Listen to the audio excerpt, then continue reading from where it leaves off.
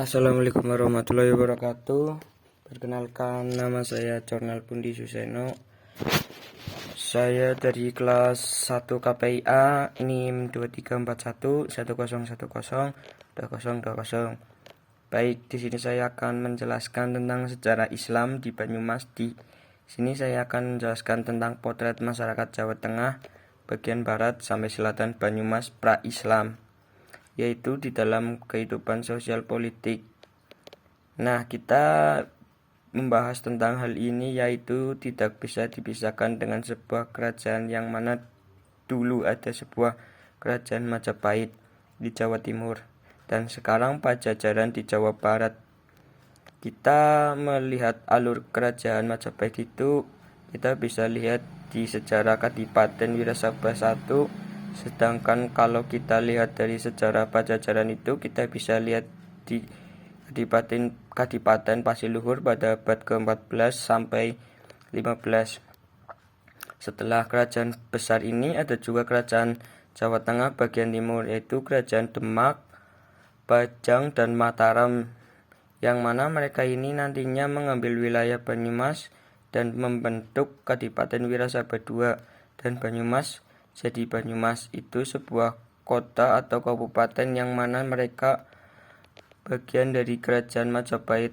Terus kerajaan Pajajaran dan kerajaan Jawa Tengah bagian timur juga diceritakan juga pada abad Wirasabah, yaitu tentang asal-usul Jaka Duhu sama Raden Paguwo. Raden Paguwo adalah salah satu adipati Wiraudaya, yang mana beliau ini adalah salah satu adipati satu di Kadipaten Wirasabah I. Dahulu Kadipaten 1 itu masih dalam wilayah Majapahit II. Nah, tepatnya itu pada masa Prabu Kartabumi sampai Brawijaya IV. Ketika kita Kadipaten 1 dipegang oleh pemerintahannya, Kadipaten Wiraudaya itu adalah sebuah kadipaten yang tentram makmur. Bahkan pada masa kepemimpinannya Adipati Anom, yaitu adipati yang kedua, wilayah Kadipaten Wira I itu mencapai Gunung Sumbing. Sementara dalam abad Pasiluhur Nepakatelias Banyumas, yaitu pada zaman kerajaan Pajajaran, yang mana pada saat itu kepemimpinannya oleh Sri Prabu Lenggawesi, Dewi Niskala, dan putranya Sri Prabu Linggawestu, Ratu Puranajaya Dewanta. Dari Sri Prabu Linggawestu ini lahir 4 putra, yang salah satunya dari keempat menjadi bagian dari cerita Pasiluhur. Keempat putra tersebut adalah, yang pertama itu ada Raden Harya Banyak Catra, terus yang kedua adalah Raden Harya Banyak Gelabur, yang ketiga Raden Harya Banyak Ngapar, dan yang terakhir itu ada Dewi Rena Pamengkas. Dari keempat putranya ini ada salah satu sosok Raden Harya Banyak Catra, yang mana beliau adalah salah satu pemegang identitas yang penting karena beliau adalah salah satu alat hubung silsilah Kadipaten Pasiluhur, yaitu wilayah barat bagian Purwokerto, dengan kerajaan Pajajaran.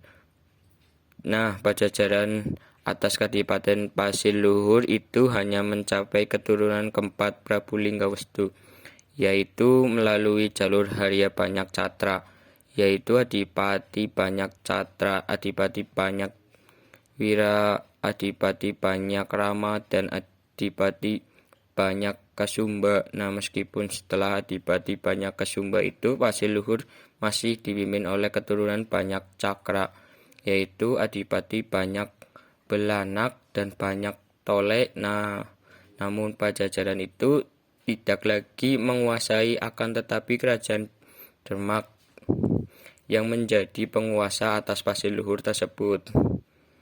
Berdasarkan juga dari tulisan Van der melalui sejarah Banyumas ini, sebenarnya bisa dikaitkan juga dengan cerita sejarah kerajaan Galuhurba sekitar tahun 78 Masehi, yang didirikan oleh para pendatang dari tanah Kutai melalui pantai Cirebon dan menetap pada lama Gunung Slamet, Gunung Ceremai, dan lembah Sungai Serayu.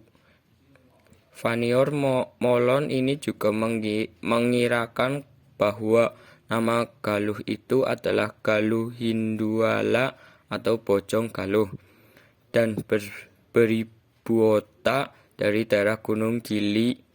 Sebenarnya juga pada abad 1 sampai ke 4 itu banyak kerajaan-kerajaan yang memakai nama Galuh purba, akan tetapi dilihat dari wilayah karena wilayah kekuasaan Galuh purba itu sangat luas dan yang bisa juga memungkinkan bahwa nama-nama tersebut itu adalah salah satu bagian dari wilayah Galuraba. Nah, yang pertama itu ada Kerajaan Galurah yang berlokasi di Brebes, beribu kota di Medan, Panggeramesa.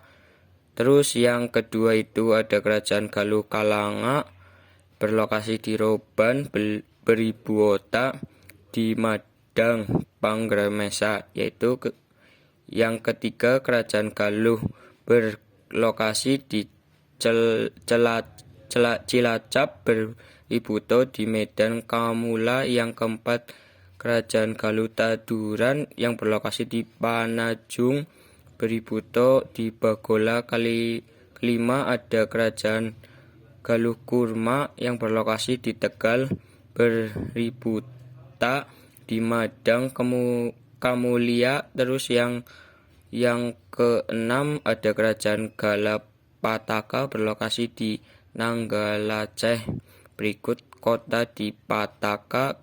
Ketujuh dan Kerajaan Galuh Niagara Tengah berlokasi di Cineang, beribu kota di Bojong Lopang. Del ada Kerajaan Lambanagara berlokasi di Barunai Pabuaran, berikut kota di Imbanagara. Yang kesembek Kerajaan Galuh Kalingga berlokasi di Bojong, beribu kota di Karangkamulia. Nah, itu ada kesembang Kerajaan Galuh Purba. Yang di sini juga ada salah satu alasan bahwa kesembang Kerajaan Gala di atas adalah bagian dari wilayah kekuasaan Galuh Purba adalah wilayah Kerajaan Galuh Purba yang meliputi Indramayu, Cirebon, Brebes, Tegal, Pemalang, Bumiayu, Banyumas, Cilacap, Purbalingga, Banjarnegara, Kabupaten, dan banyak adanya yang menyebut sampai ke Dua Kulon Progo hingga Purwodadi. Oke, kita lanjut ke bagian kehidupan masyarakat ekonomi pra-Islam Bajuma. Dari sisi kondisi alam ini, seluruh daratan di Pulau Jawa dikenalkan dengan kesumbaran tanah dan curah hujan yang tinggi. Dari faktor alam ini, masyarakat Pulau Jawa membangun budaya pertanian lahan basah dengan hasil pertanian yang unik dari satu daerah dengan daerah yang lainnya.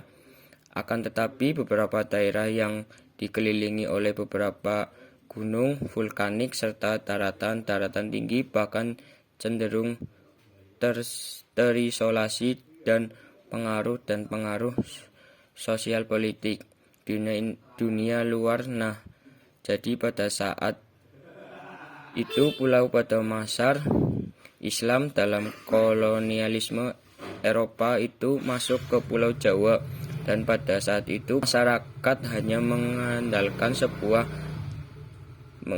sebagai sarana penghubung dari daerah satu ke daerah yang lainnya. Bahkan jauh aliran sungai di Pulau Jawa turut membentuk mata rantai kekuasaan yang ada di kala itu. Sebagai contoh misalnya aliran sungai Beratas dan Bawang Solo yang dijadikan saraf penghubung jarak jauh oleh masyarakat telah berhasil membentuk pusat kerajaan besar, yaitu Kerajaan Majapahit Mataram. Nah, sementara sungai yang sungai lain yang umumnya beralih pendek tidak membentuk relasi hierarkat skala besar, sehingga dari sisi kekuasaan yang berbangun juga relatif kecil, yang mana pada saat itu juga belum tersedia sarana perhubungan yang akhirnya menyebabkan masyarakat itu mengandalkan kondisi cuaca dalam hal ekspedisi hasil pertanian atau perkebunan. Ketika pada masa hujan lebat sungai-sungai menjadi deras aliran, maka itu jelas hambatan proses panen masyarakat yang juga berdampak pada tingkat pendapatan mereka juga. Itu pola perekonomian masyarakat Jawa melalui berubah ketika abad keempat, yang mana kerajaan pada Pulau Jawa, Tarumanegara, Mataram terus menjadi mula membentuk jalur perdagangan dengan negara-negara di kawasan Asia, yaitu India dan Cina. Dan di saat itu pula jadi masyarakat tidak menggunakan alternatif sungai sebagai alternatifnya, tetapi juga menggunakan laut sebagai proses perekonomiannya. Dan di saat itu pula profesi masyarakat itu melalui yang menjadi petani saja, melalui ada beberapa yang menjadi pedagang eksportif barang atau pengasah kapal angkutan barang. Oke, setelah tadi kita membahas tentang potret masyarakat Jawa Tengah bagian barat sampai setelah Bayusid, sekarang kita akan membahas tentang Islam di Jawa Tengah bagian selatan dewasa ini.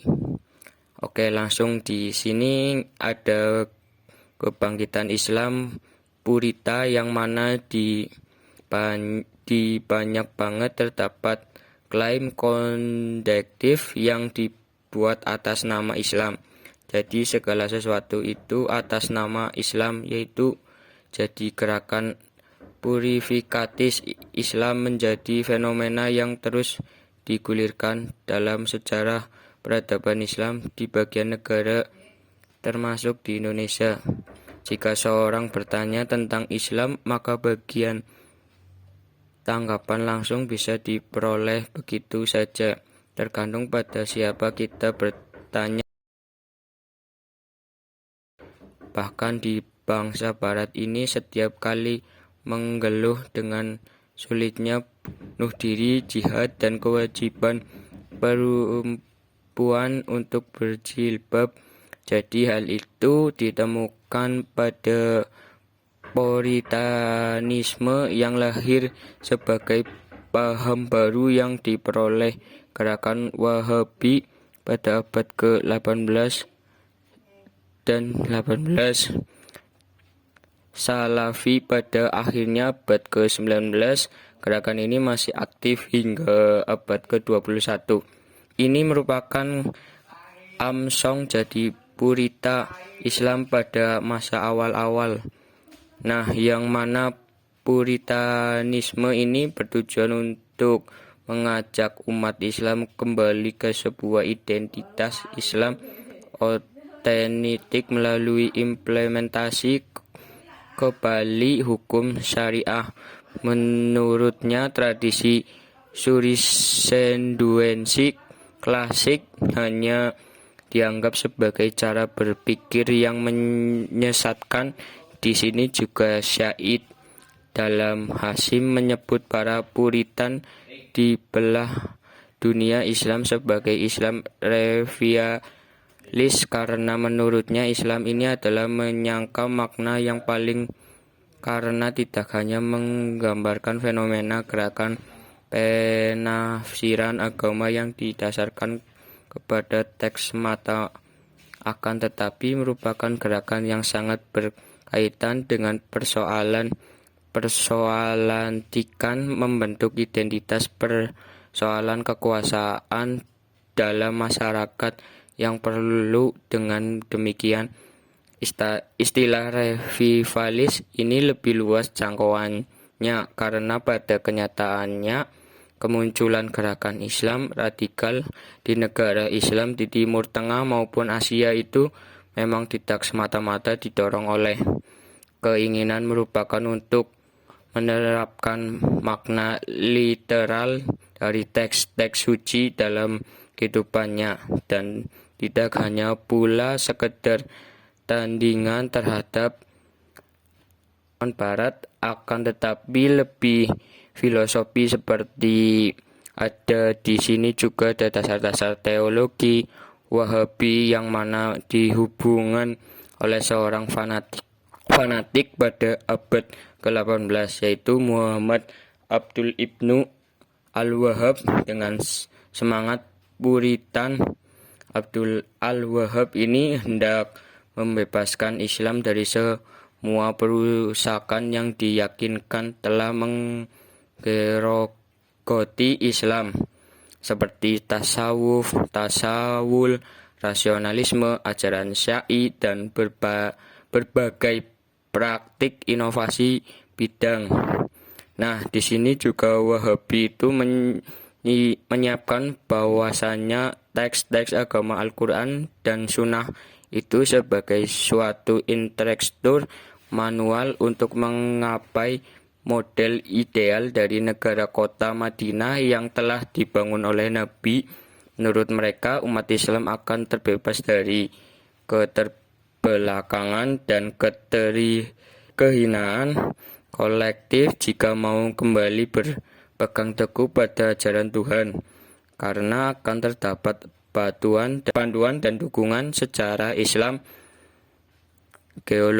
global dijelaskan oleh Ibnu Iyah dan Abdul Wahhab.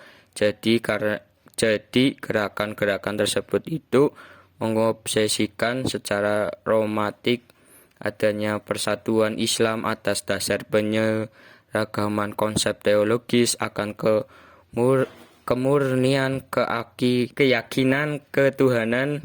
Nah, jika oleh karenanya ini adalah suatu budaya kelompok sosial Islam Puritan, antara lain berusaha menjauhi tradisi sinkretistik yang menggunakan tahayul, bintang dan frat seperti selamatan, tahlilan, gitu akan yasinan, ziarah, metik,